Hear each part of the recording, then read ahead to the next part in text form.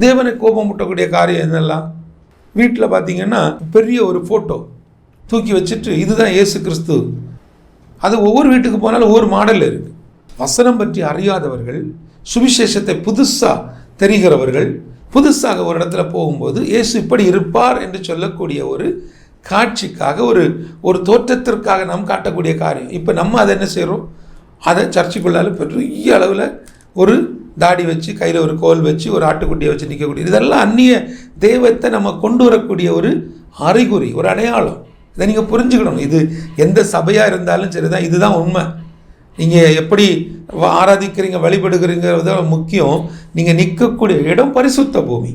சில வீடுகளுக்கு போனால் அங்கே மரித்து போன தகப்பன் தாய், அவங்களுக்கு அங்கே மாலை எல்லாம் போட்டு, ஒரு லைட் எல்லாம் போட்டு, அவர் இன்னமும் ராத்திரி வந்திருந்த நியூஸ் பேப்பர் படிக்கிறது மாதிரி, அதாவது என்னென்னா ஒரு மிகப்பெரிய ஒரு மூட பழக்கம். இதெல்லாம் தேவனுக்கு பிரியமில்லாத காரியம், தேவனுக்கு எரிச்சலூட்டும் காரியம், தேவனை கோபப்படுத்துகிற காரியம்.